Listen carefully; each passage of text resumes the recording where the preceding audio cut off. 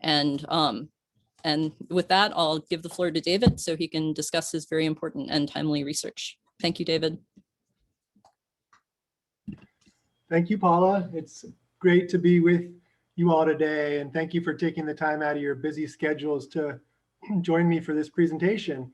I want to start by showing this beautiful picture of Joseph Canyon and its tributaries reaching up to the Wallowa Valley and the Zumwalt Prairie, and then up to the snow-capped peaks of the Wallowa Mountains, just to remind you of the incredible nature of this landscape of Eastern Oregon that we are talking about here today. This is a landscape that exemplifies resilience, biodiversity, interconnectedness, and adaptive capacity. And if we're truly interested in safeguarding those qualities, protecting landscapes like this as the backbone of a reserve system is going to be a critical part of those efforts. The title of my talk is Global Change, Big Trees, and Climate Adaptation in Eastern Oregon. As Paula mentioned, I work for Eastern Oregon Legacy Lands, and we run the Wallowology Discovery Center in Joseph, Oregon. Like many of my neighbors, I'm incredibly appreciative to live in this region, and it's one part of a system of mountain ranges and canyons in Eastern Oregon that stretch into southwestern Washington and western Idaho, as you can see here, outlined in dark, black, bold line, the Blue Mountains ecoregion. I spend a lot of time thinking about this ecoregion boundary, in part because it gives it a sense of wholeness that extends all the way from the Cascade mountain range over to the Rockies. You can see the forests connect all the way across this boundary. And this area is much more important for the conservation of the Pacific Northwest region than most people understand. And I've been working to define a system of reserves across this ecoregion to secure region-wide resilience. Also note that the wilderness areas and protected areas are very inequitably distributed across the Blue Mountains. And as many of you know, in conservation, Oregon has less protected areas than adjacent states.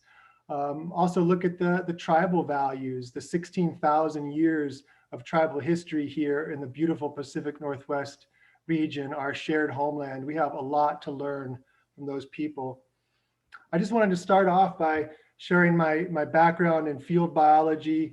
It was this intersection between environmental science and field biology and conservation work that really guided me to this question here today. So I just wanted to acknowledge that and recognize the roots of my own interest in this field that were so tied to being an observer of nature and being in the outdoors.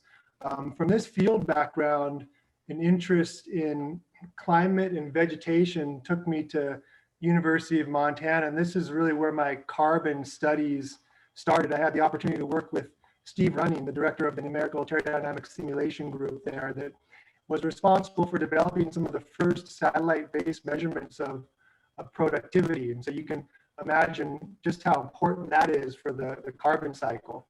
And everything in this lab we did was related to the carbon cycle. I was able to work with a new data set at that time, land surface temperature, that is now considered one of the key Earth data sets in understanding climate vegetation interactions. And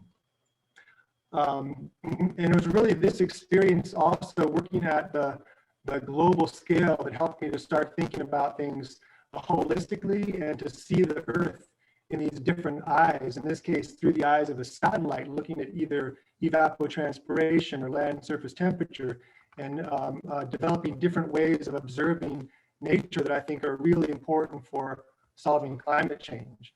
And you know, I'd like to start with this picture of the Earth to talk about climate, because from the space station you can just see how thin the atmosphere is.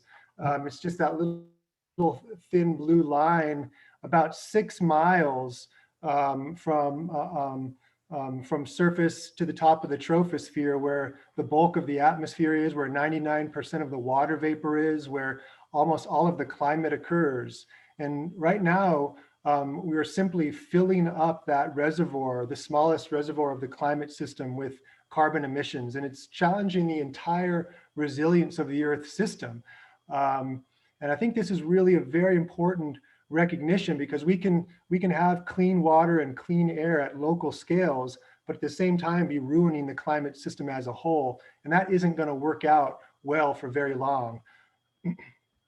Hey, David, I hate to interrupt, but your audio has been kind of going in and out of having like some crackling sounds. And I'm not sure what could be causing that, but maybe if you wanted to try turning off your screen and talk for a little while without your video on, and see if that helped just for the internet connection. Is that okay? You mean stop screen sharing? No. Keep your screen share, but stop your video in the bottom left. Okay, let's see. And we'll just troubleshoot this and see if that helps. And if it keeps going, I'll jump in again. We can try something different. But sorry to interrupt, but I just wanted to make sure that everyone could understand everything you're saying. Yeah, no problem. And have you been able to follow so far? Yeah, I think so. I think it was just a little distracting. It was just coming kind of in and out, but Okay. I think it was pretty clear otherwise. Okay, and I've just stopped my video. Okay, and so this is the measurements from Mauna Loa Observatory in Hawaii that shows the effect of just filling up the atmosphere with carbon emissions. The red up and down jigsaw line is the measurements, and the black is the mean values of atmospheric carbon dioxide. There in the bottom left corner is Charles David Keeling, sitting next to Steve Running, my master's advisor up at University of Montana at the Snowball ski area where we went up for a MODIS workshop years ago. And David, so we're still getting some feedback. Are you wearing like headphones with a microphone on them? I am not. Do you have some of those just handy? I can try some that I just used for my phone. Yeah, if you just got something like that, let's just take one more shot at it. And if it doesn't work, it's fine. We can still totally understand you. I think it's just a little distracting, but it shouldn't be a make or break issue. And you can turn back your video on because it doesn't seem like it's your internet. Okay. Sorry everybody for the inconvenience. Welcome to COVID 1 year in.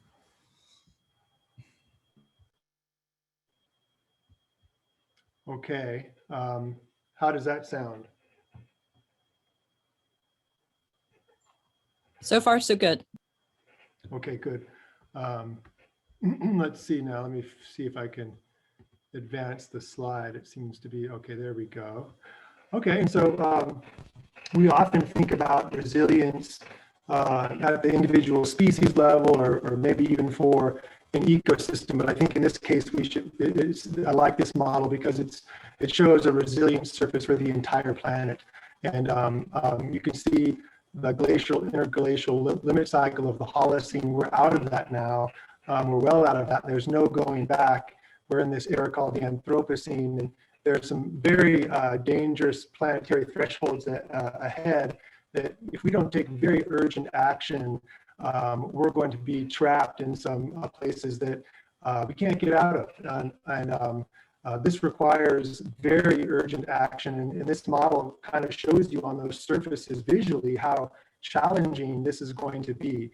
So we really need to be thinking about collective human action now to solve this climate problem. And I've looked at this planetary boundaries model for years. It gives us a way to think about the Earth as a holistic system and the variety of boundaries that we're pushing up against. And when you have big problems, big enough scale issues like we're talking about with the 21-inch rule and large trees, you can just take a coarse look and say, well, how is that going to affect climate change? How's that going to affect biodiversity? How's that going to affect land system change and fresh water? And you instantly have a lot of questions and red flags see raised by that project. Picture of my friend here, standing on a stump, trying to keep her balance, kind of analogous for the future that we're handing off to our future generations. They're going to be trying to keep their balance in a world that's extremely different, and we need to be doing everything we can to help them out. I tell people in Eastern Oregon, we are on the front lines of climate change. Our lives are so intimately connected to the land across all kinds of ecosystems, and our culture is dependent on it. And certainly for the indigenous people, they're thinking about climate change from a cultural survival point of view. And climate change threatens the patterns that they've associated and interacted with nature for many, many, many thousands of years. Check out the website here and the videos that you can find about indigenous people who I find are some of the most concerned about climate change. And so that brings us to forest ecosystems in the global carbon cycle and their role, and really the main message here, forests driving the land carbon sink. This was data I presented maybe 10 years ago at ELA on looking at the trade-offs between fuels reduction and carbon storage in Eastern Oregon. This is from the lab I worked in at University of Montana, and it shows that in the Northern Hemisphere in summertime, when all of these forests are physiologically active and taking up carbon, the entire Earth's atmospheric carbon dioxide signal goes down. That's why you see the signal decrease. And then as those areas go dormant, and then it's the Southern Hemisphere's summer, we see an increase because there's simply less land, there's less land area in the Southern Hemisphere. So we can kind of get a view of how forests are helping to drive the entire Earth's climate signal. And then of course, superimposed upon this increasing trend due to humans' emissions. Some people refer to this as the breathing of the terrestrial biosphere. And here in northern coniferous forests, which we in this project are a part of, they store nearly half of the global forest carbon, and they cover about half of the forest on the planet. I like to express to people these bigger picture phenomenon to help them understand that, you know, these problems that we face here, they're not just unique to us. The relationship between increasing temperatures and how it affects forest productivity and how wildfire releases carbon to the atmosphere. These are questions we're asking across this entire northern coniferous forest biome. What we're finding is that while there's a lot of diverse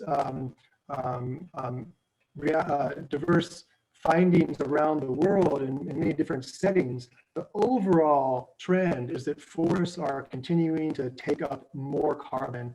And this study just came out on February 8th, and another study showing that forests are actually increasing their carbon uptake. And this is so important because the Intergovernmental Panel on Climate Change and the National Climate Assessment and other reports have shown that we don't just need to reduce emissions, we need to actively remove carbon from the atmosphere to get into a stabilized planetary system. So the trees are this incredible technology that are removing carbon all over the Earth from the atmosphere and increasing the rate at which they're doing so.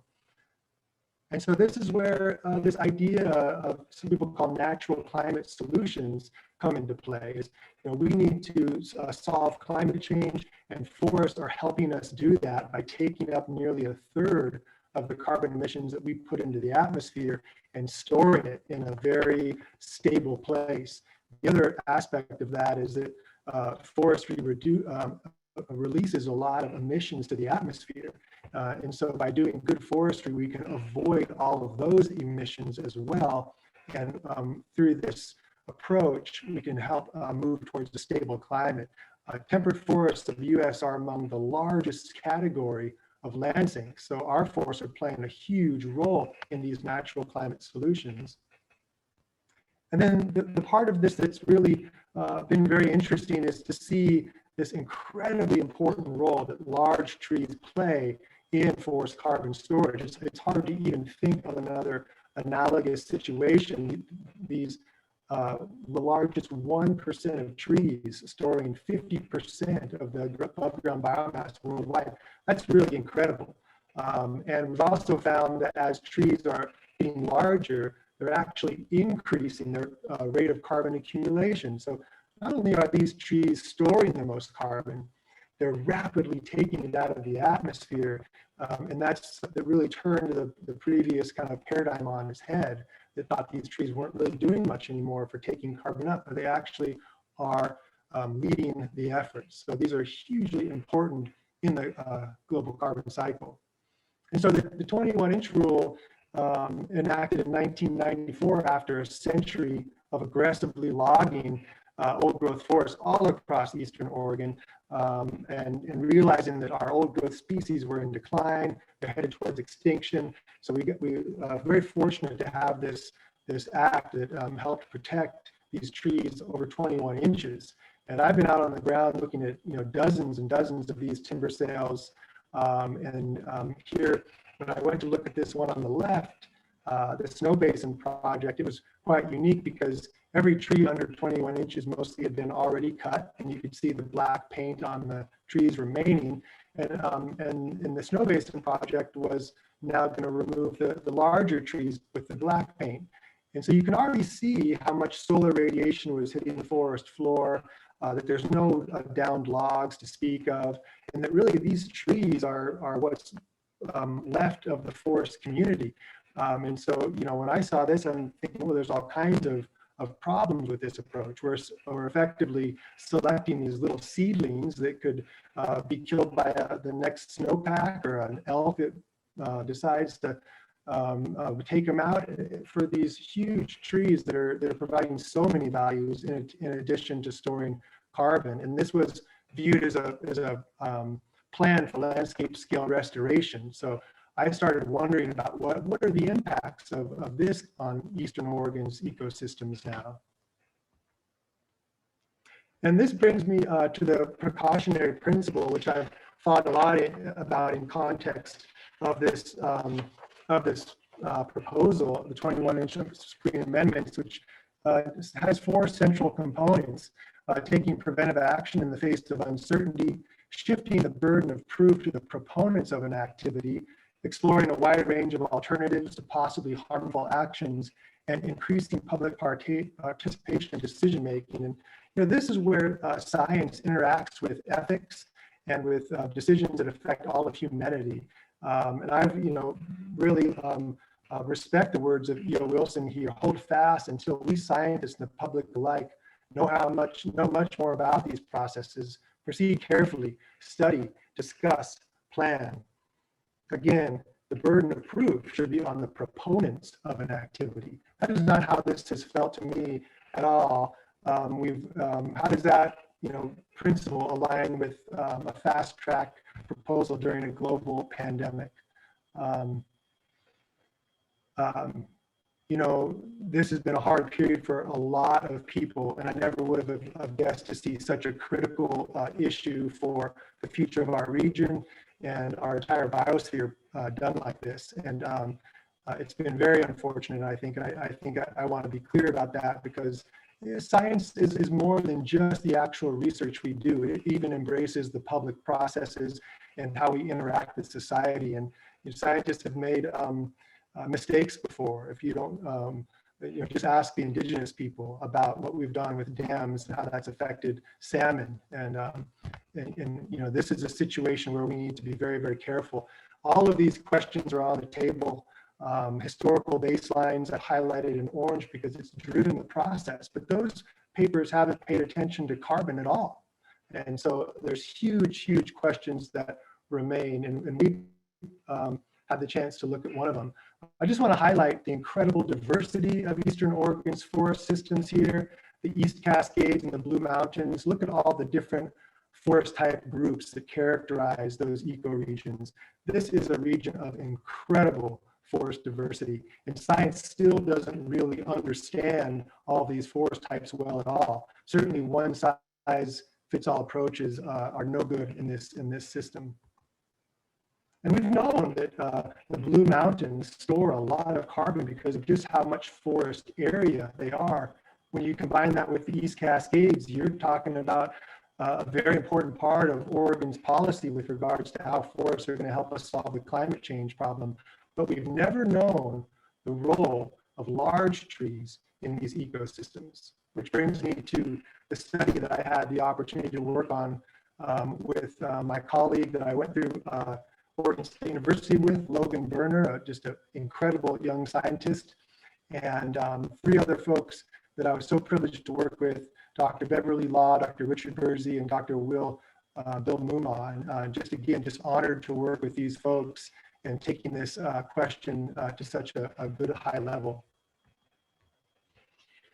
So this study, which we actually got to use for figure 1 in our paper showing the actual real data. This mapped out forest carbon priority ranking in east side forests, and it showed that substantial area ranked medium or high for the ability to sequester more carbon. So this really caught my attention in thinking about the value of these big trees.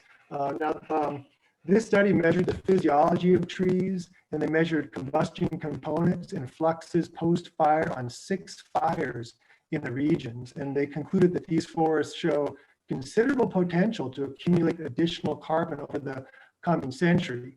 Unfortunately, the Forest Service decision essentially dismissed the science and cited to much more generalized studies that our own P&W researchers have spent years trying to educate about why these studies overestimate wildfire emissions and impacts on forest carbon in our region. So our study questions here, we look at how does above ground carbon storage change with tree diameter among the dominant east side tree species? How common are large trees across the east side forest by species? And what proportion of each species' total above ground carbon do they account for? And what are the potential consequences on carbon stores of widespread removal of large trees in east side forest restoration projects? Throughout this process, it's definitely struck me on many occasions how just fundamental the first 2 questions are to make any kind of good decision on this proposal. And that certainly this is the kind of information you should have before these kind of proposals are happening. To look at this question, we evaluated over 3,000 plots across the east side forest. So we got all of the data we could get and developed the most robust estimates to date of the relationships between tree diameter and above ground biomass in these forests and what proportion of trees are over 21 inches and how much carbon they store. This was, here's looking at the first of those questions. And you can see that the overall finding is that as tree diameter increases, you see a rapid accumulation of above ground carbon. And this is pretty much true across the board for all of these species we looked at. There are some variations that you see as trees get large, but generally speaking, it's the same fundamental principle that bigger trees store a lot more carbon, and that process really starts to take off around the 21 inches, which is the dashed line you see there. So that's a 21-inch tree. And we see when trees get bigger than that, the line really gets steep, and tree above ground carbon accumulates very, very rapidly. So I tell people, if we were really interested in storing carbon and maximizing it, this diameter limit would be a little bit small or a little bit lower, but still the 21-inch rule has done a pretty good job of protecting trees that are storing the most carbon in these forests. And one of the most effective ways to communicate this with people is to talk about how a very large tree with this big trunk and all these huge branches, every year it puts on a ring of new growth. It surrounds all of that area. And that is a much larger area than is accumulated in a small tree. So that's a powerful message to explain to people why these trees are able to accumulate so much more carbon as they grow larger. So looking at what proportion of trees are over 21 inches, the chart in the lower left, if you look at that dashed line again, tree diameter on the bottom axis and percentage of all tree stems above the diameter threshold on the y-axis, you can see that very few trees are above the 21-inch threshold. And in fact, about 3% is all in these forests. And yet, as you can see in figure B, those 3% are accounting for upwards of 40 to close to 45% of the carbon in some cases. And that's what the table shows, and some of the variation by species. Overall, 3% storing 42, but note, for example, ponderosa pine, 3.7% of the trees over 21 inches stores 45% of the carbon. grand fir, which has received a lot of attention for the claims that it's really increased in abundance over historic levels. So I was quite curious to see if there'd be a lot more grand fir. Maybe it would be 8 or 9% or just much different than the other species. But actually we saw that only 2% of the grand fir trees were over 21 inches, yet they stored 48% of the carbon. So certainly in this very thorough analysis that has not been done before in Eastside Forest, we did not find an overabundance of grand fir in these large size classes. We found the opposite. Now, looking at trees over 30 inches, we also thought was important, since the Eastside Screens amendment would allow logging of grand fir and Douglas fir up to 30 inches, is my understanding. So you can see how many trees are over 30 inches in the landscape, a very small fraction, overall 0.6%, less than 1%, yet those trees store 16.6% of the total above ground carbon. Note again, grand fir, Engelmann spruce, and western larch, the lowest percentage of trees over 30 inches, with ponderosa pine at the highest. And so we also look at these figures that show when you just focus in on that large tree population. So these figures just show that 3% of trees. And then you say, well, how much of those 3% are between 21 inches and 30 inches, and how many are above 30 inches? And let's plot that out by species. So you can see that, for example, Douglas fir, about 84% of the trees are over 21 inches, but less than 30, and about 16% are over 30 inches. And you can see for all of the species, far more of these large trees are between 21 and 30 inches, and they are over 30. And I think this is showing that these large trees are still very much recovering and moving up into these larger size classes. If you also look at the proportion of carbon stored in each of those different classes, you see the effects of pro-forestation. While there are less trees over 30 inches, they account for a higher proportion of the above ground carbon, because as we've already shown, larger trees store a lot more carbon. But overall, on the landscape now, there's a lot more carbon stored in the 21 to 30 inch trees than in these exceptionally rare, very large trees. A couple papers I wanted to point out here, one by Dr. Mumma, Intact Forests in the United States, Pro-Forestation Mitigates Climate Change and Serves the Greatest Good. Please take a look at that paper if you haven't.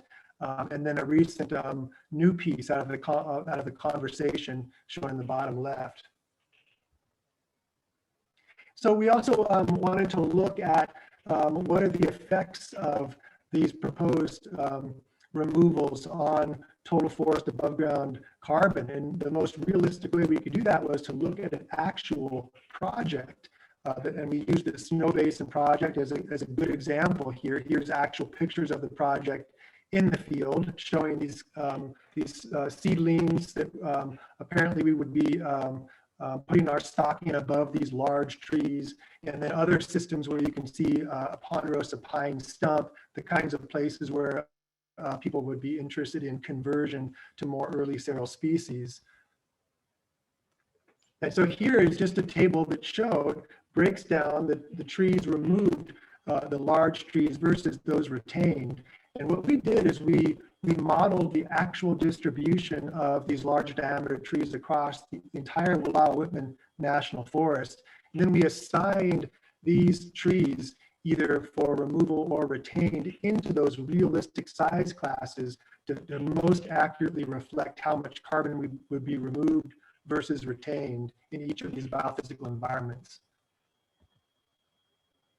Our results show that you could easily remove between 35 up to 50% of the above ground carbon just in the large tree population, and primarily focusing on grand fir removals. So I thought that was quite telling. We've been hearing that this proposal will be focused on grand fir or Doug fir, for example, but even just focusing on those species, you can remove 50% of the above ground carbon from a given forest. So that's a pretty powerful result. And also keep in mind, this does not account for all of the carbon removed in the trees under 21 inches, which our study shows is where more than half the forest and the carbon is stored. So when you start thinking about removing that much carbon from the trees under 21 inches, and now additionally in the trees above 21 inches, you're really taking a massive amount of carbon out of the forest ecosystem,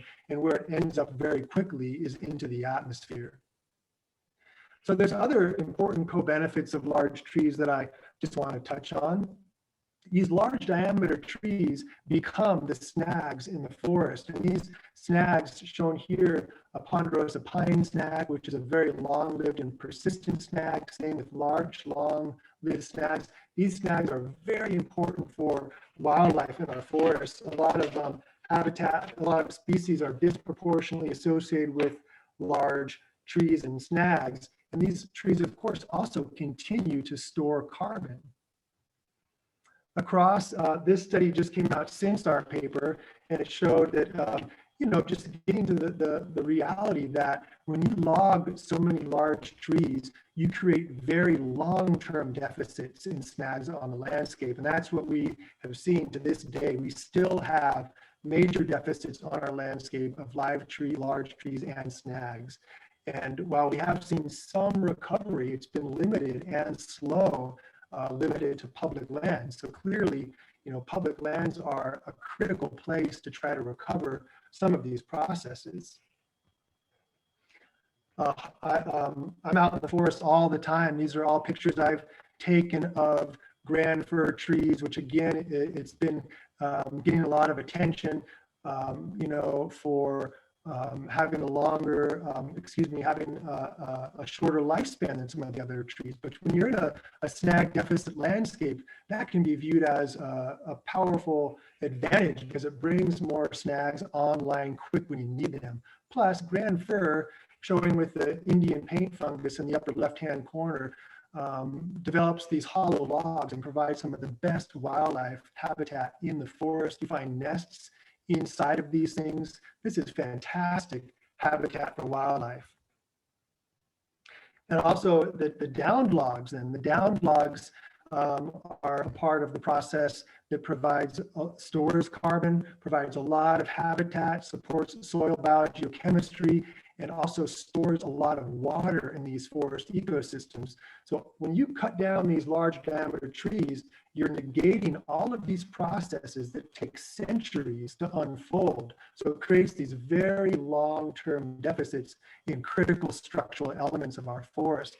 So these are the reasons for which we established the Eastside screens. Certainly we should be thinking about the greatest good of what these trees provide our ecosystems now.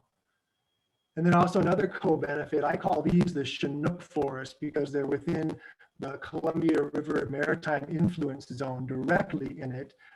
And the Nez Perce and others have talked about the Chinook winds that would come in and signal it was time for them to move as the snows began to melt and the condors flew in. These forests are incredibly moist and they create powerful microclimates. And you're looking at a timber sale unit in the lower Joseph area. The white markings on the trees in the upper right are the only trees that will remain after the project. And I express to these people, these are forests that are creating microclimates and retaining moisture. We should be buffering these systems. We don't take water out of a stream to prepare it for climate change. We want to keep the water in the stream. But sometimes when I see what's going on in these moist forests, I'm concerned that our actions are actually pushing them towards a drier state. Note the lower right-hand corner is what their surrounding area looks like. Incredibly remote, lots of non-forest areas. These are little islands of moist forest in incredibly remote areas.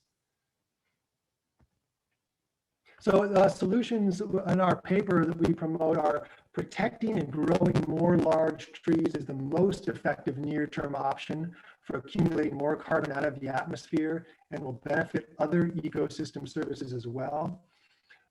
For now, we should retain the 21-inch rule. If we want to have a discussion about this, it should be done in a scientific framework that is not under the pressure of an imminent decision. We should be able to discuss all of the values of these forests and make a very intelligent decision going forward. For now, we should retain the 21-inch rule. There is no climate, there's no emergency with large trees in Eastern Oregon. The emergency we face is with climate change, and these trees are helping us solve it. Let a sufficient number of sub 21-inch trees remain to become additional large carbon stores. Certainly we can focus on the early sterile species, larch and ponderosa pine, but we should focus our modification efforts on these sub 21-inch trees and focus around fire adapted communities. We have a problem with prioritization on the landscape, and so we need to recognize that limitation and deal with it. Also, I think just for all of the conservation organizations out there, really focus on the difference between these large trees and the rest of the 97%, because you've had people out here on the front lines like the late great Tim Lilleboe and Brian Kelly working on these issues for decades, and they've been pushing for good ecologically based restoration treatments in these sub 21-inch classes as hard as anyone has. So I would really talk about that and separate that from these large trees. We need to manage more wild and prescribed fires, and we need to expand the designated reserve system in Eastern Oregon.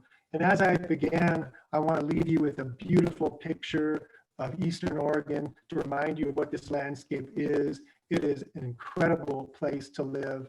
And when we map out things like resilience and permeability and connectivity, you just look at how closely associated those high values are with the roadless and intact forest landscapes of our region. And I think we have a great opportunity right now with people like E.O. Wilson talking about half Earth and this 30 protection by 2030 campaign. We have a great opportunity to move forward and develop real long-lasting conservation visions for these landscapes. So thank you very much. And I will stop there and see if we have any questions.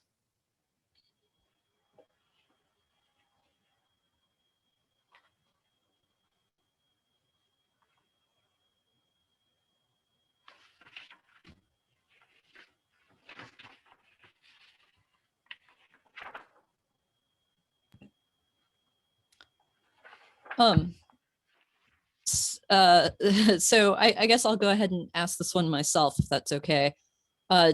David, you touched on this, but what would you say to people who claim that large old ponderosa pine trees and old ponderosa pine forests are being put at risk by more fire-prone grand fir, which supposedly have increased in historical abundance or compared to historical abundance? Right, great question. And one of the things that if you're out here working on these issues for a long time, like I have been with others, like I mentioned, we've been thinking about the places where these large trees that are very, very, very rare on the landscape, like we showed, representing just, and I should ask Paul, am I still in a screen share mode? Maybe I can bring up this picture again. These trees, these large trees are incredibly rare on the landscape. And so we've been looking at how to protect them specifically for quite a while, and even thought about metrics for how to do that. So if you have a big ponderosa pine or a big larch and you have a grand fir growing within what we've called the canopy drip line, 1.5 canopy lengths, I think we've defined it as. We've had conversations about removing those trees. And I think that's a discussion that would be very interesting to have with the broader scientific community. I was just kind of, well, let me just say I was disappointed that, when you're looking at the different alternatives for trying to deal with these problems in Eastern Oregon, there's not a single alternative put out there that focused on, let's look at promoting and look at some of those removals around these big, large legacy trees. They're very rare on the landscape. And so, so when you focus the situation like that, you completely change the results on carbon and biodiversity and these other structures across the rest of the ecosystem. So it's a fantastic way to start looking at trade-offs that interface with all of these other critical disciplines of science and values of these large trees. I mean, like I said, not a single alternative could look at that. And, that was, again, very disappointing. So that's what I would say. I would say that those trees can be helped, and I would be very open to that discussion, by focusing right around them.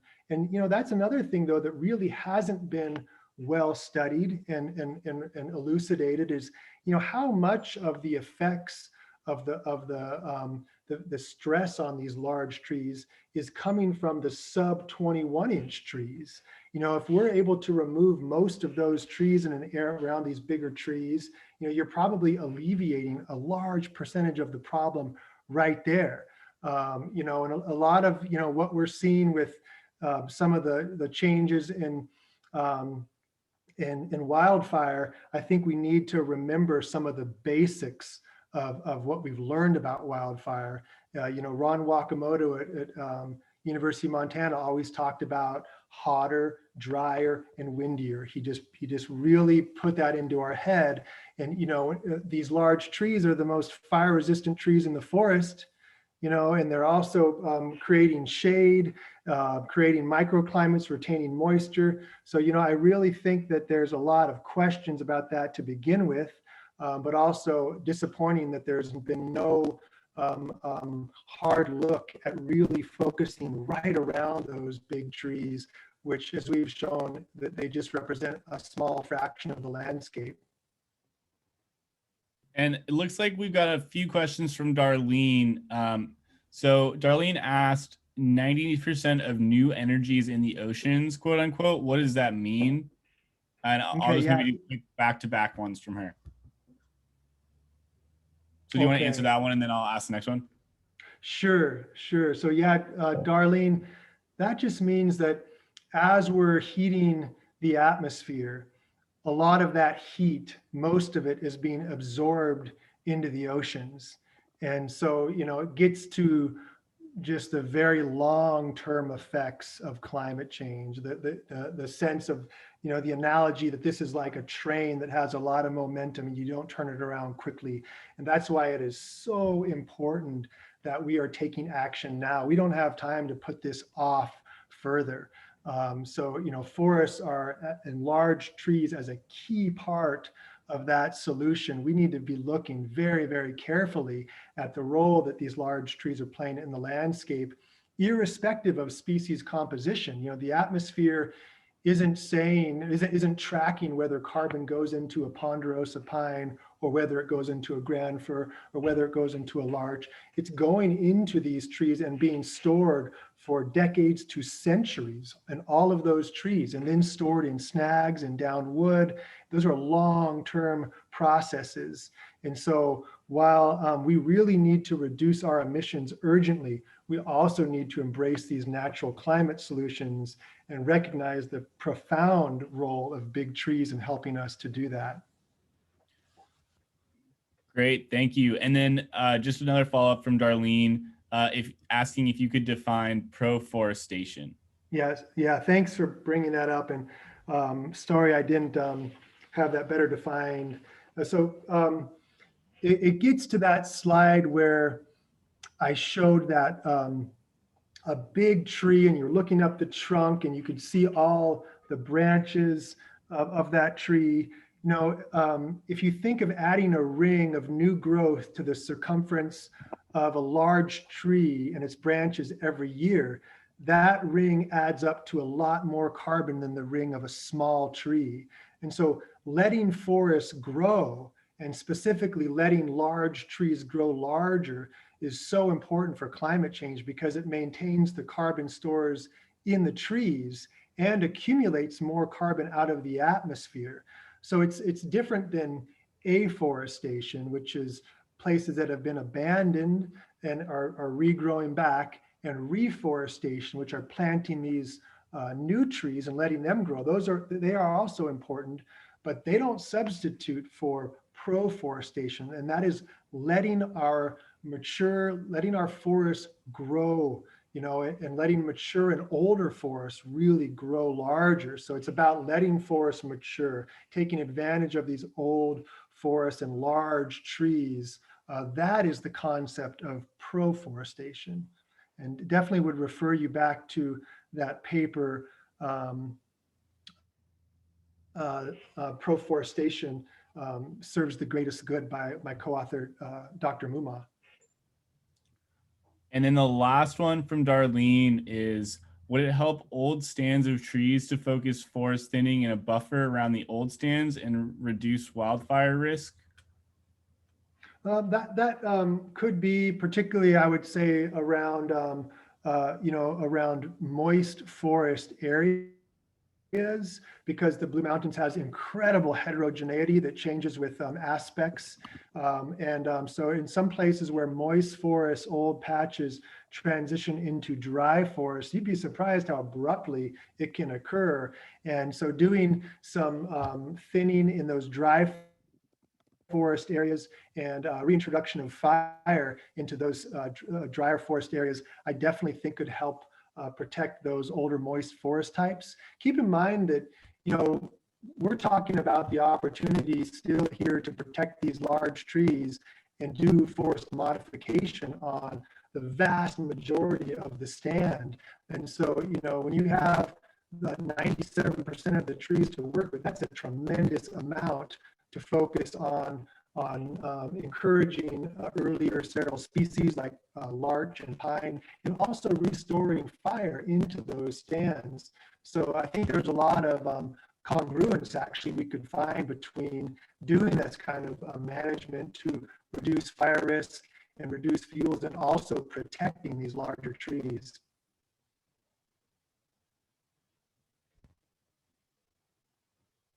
Great, thank you. And then we've got one from Sonny Thompson. The quote unquote let burn attitude of non-fire suppression can become way more dangerous in drought conditions of climate change. Can we as a country be more, not less aggressive in putting out fires before they take out thousands of acres of forests? That's kind of a doozy. Yeah, the short answer is no. We have to recognize that we are pushing our aggressive fire suppression society to the limits. Do you guys maybe hear some of the stories on the radio about the psychological impacts to firefighters, the places that we're putting them in danger? I think we need to change that, and we need to use more prescribed fire for sure, but we also need to focus around communities. That is critical. Really prioritize well on the landscape. I think we have a lot of room for improvement there, and that is one thing that really concerns me about, if you start a large tree logging program, how is that going to affect prioritization on the landscape? I could imagine a lot of incentives to not work around communities. The other thing, Sonny, is, some of our landscapes, our intact landscapes that we have left, are roadless areas, and they're roadless for a reason. They're very, very remote, and they're very, very rugged, and they're not good places to really attack fire.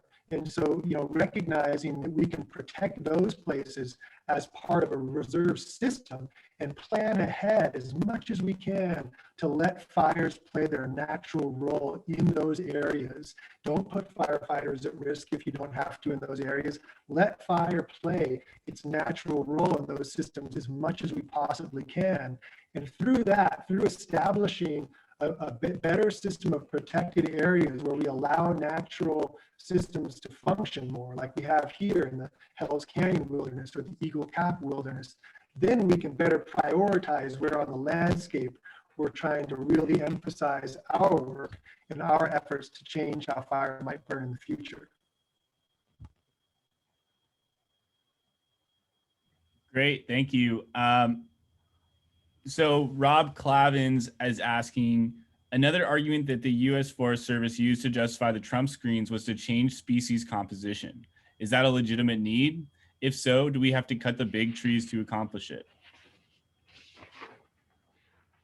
Right, good question. And this is interesting because the historical kind of baselines argument, if you just isolate it and don't consider anything else, kind of put the blinders on, you might come to that conclusion that cutting these large trees is going to be a benefit because they're of the wrong species in the wrong place.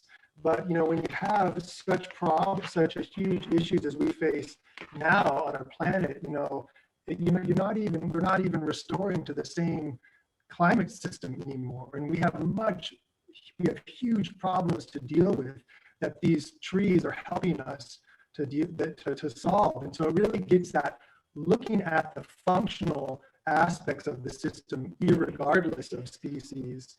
I'll read to you a piece from a paper that I think is very insightful. Rather than attempting to hold ecosystems to an idealized conception of the past, as has been the prevailing conservation paradigm until recently, maintaining vibrant ecosystems for the future now requires new approaches that use both historical and novel conservation landscapes, enhance adaptive capacity for ecosystems and organisms, facilitate connectiveness, and manage ecosystems for functional integrity rather than focusing entirely on particular species. This is what I was kind of trying to hint at too with some of my research when I started viewing the world more through satellites. When you look at the world that way, large trees are playing roles that are similar across the board. And as we see for carbon storage, they're all storing a lot of carbon. For water storage, they're all storing a lot of water. For transpiration processes, they all have these deep root systems that allow them to access water and actually transpire and cool. This isn't to say that we shouldn't recognize the difference in these tree species, but it certainly is in a very important time that we realize that we don't have the time to cut down 100 to 200-year-old trees and wait for another 100 years for another tree to grow back. We simply don't have that time with climate change. So it's very important that we look at these evolutionary scale processes, irrespective of species composition now. So yeah, I think it's time to look at the functional attributes that characterize these systems through hundreds of thousands of years, and also to recognize that if having some of these different species compositions in these larger trees are going to help us solve climate change, I think a lot of parents around the world would be good with that. I know I'm good with that. I'm okay with a little different species composition if it's going to help us solve the most pressing global problems that we face.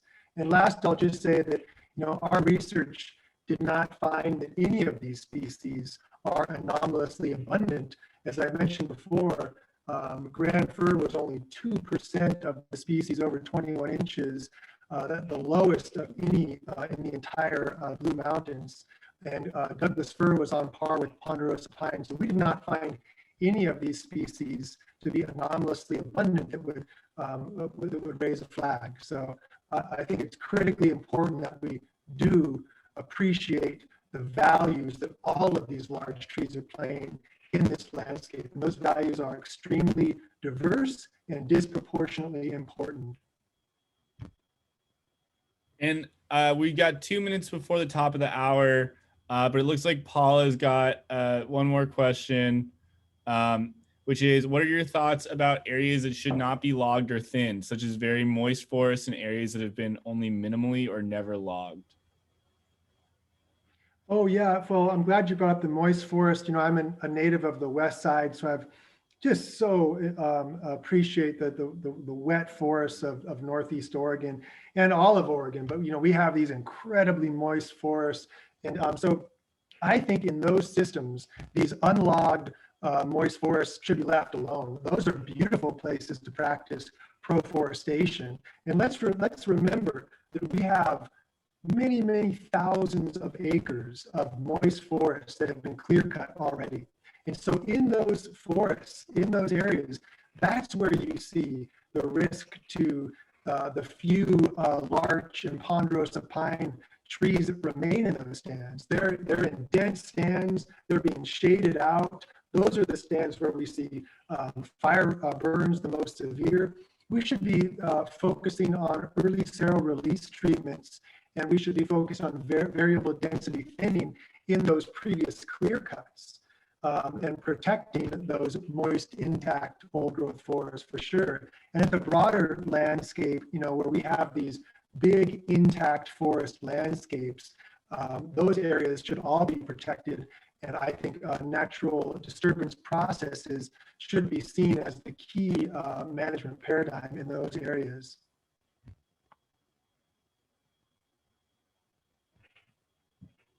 Great. Well, I know we're almost at 2 p.m. Paula, do you want to just close, or do we want to give it a few more minutes?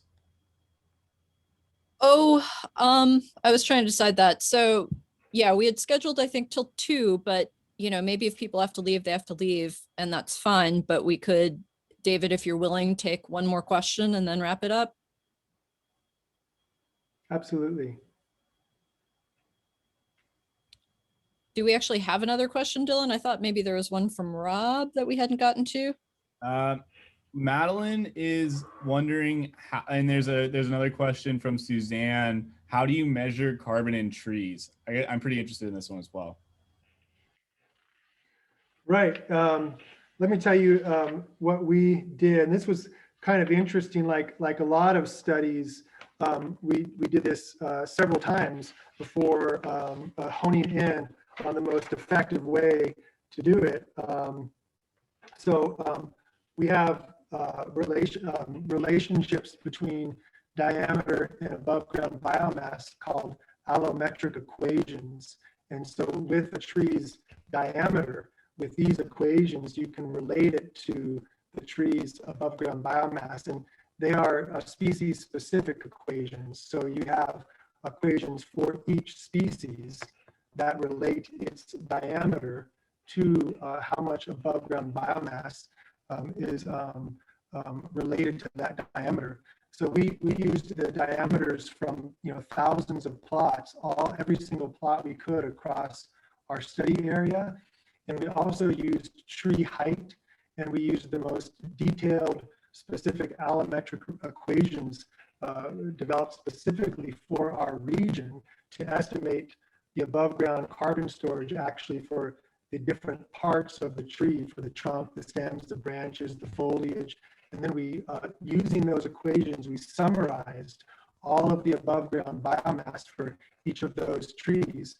And then about half of the dry weight of above ground biomass is carbon. So it varies a little bit by species, but then we use that to estimate the total above ground carbon.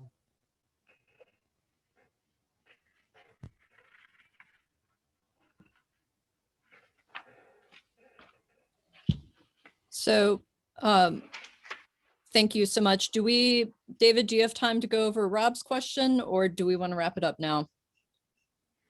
Absolutely. I'm fire away. I lost track of where it was. Dylan? I think I may have asked. Yeah, I asked Rob's question already. Okay. All right. Great. Well, so I think maybe we can go ahead and wrap it up then. And somebody did ask if we could share a link to the recording. And so I'll check in with David, but that was my plan to do. And also, we might have some other links when we share that to go around for resources, more about this issue in general. And yeah, thank you so much, David. It was wonderful and so interesting to hear you talk more about this. And I really appreciate everyone's time and your time, David. Yeah, thank you all. Thank you for help with the technical, and thanks again, everybody, for joining us today and taking time out of your days to listen to this talk about science. I really appreciate that. Thanks so much, David. Take care, everybody. Take care. And there'll be a recording. I'll send it out.